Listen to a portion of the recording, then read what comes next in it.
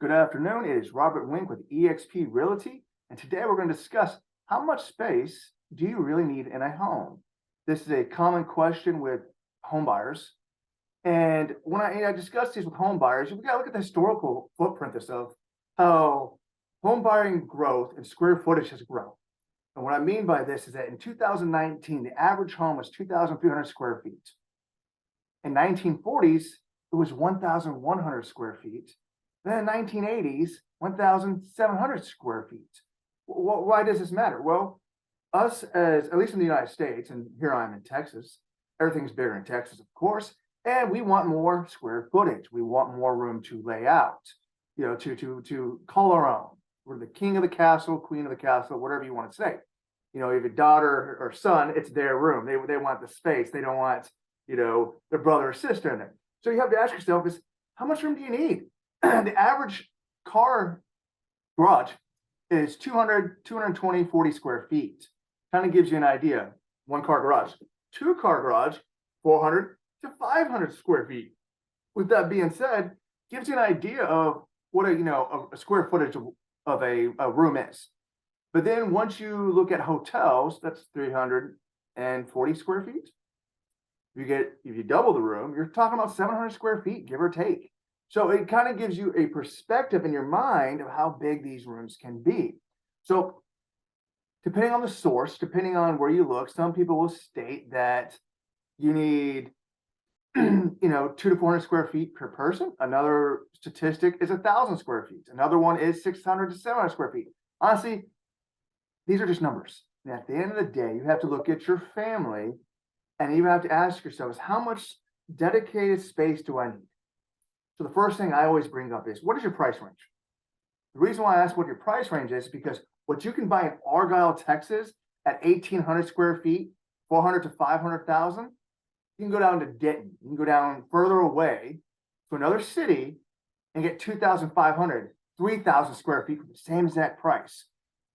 Why does that matter? Because you're paying for school districts, taxes, land value, and the location.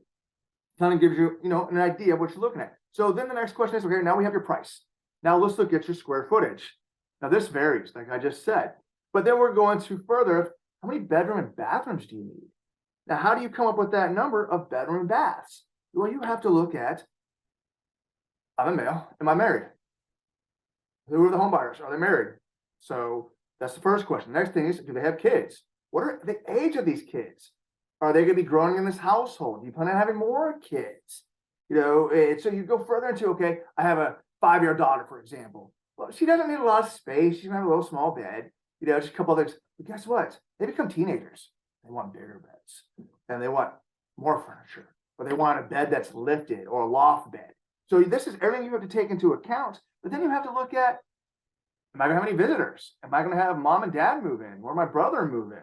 And this is all stuff that we have to think about when you're buying a home. So got my job, I live here, this is my price range, this is my current family. Do I plan on growing it? Kids get bigger, by the way. So you're gonna need more room. But do you wanna move?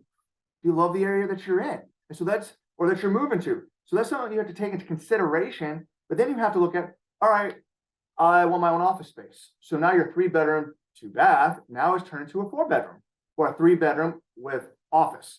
The difference between a bedroom and an office is a closet. It doesn't have a closet. And some will say windows. Go into that. And then, you go further in it too. It's like, hey, I have teenagers. Well, do they want a bonus room? Do they need a media room, a game room?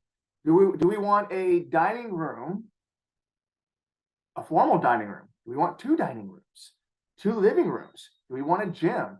Is my 2-car garage enough to hold my gym, or do I want it in my house on the bottom floor? These are all questions you have to look at and think about is, how much space do you really need? How much space in your home do you really need? And so these are all questions you have to ask yourself, and there'll be a little checklist about this further. Just something to think about also is, the smaller your house, the less in utilities you're going to pay, the less in taxes you're going to pay, because it goes off square footage. Just something to think about, and energy consumption. So the bottom line is, the only person who can decide how much space you need in your home is you. Your significant other. Send me a message. give me a call. You can text me, message on Facebook. Hey, but don't forget to like, share, and subscribe on this channel. Thank you.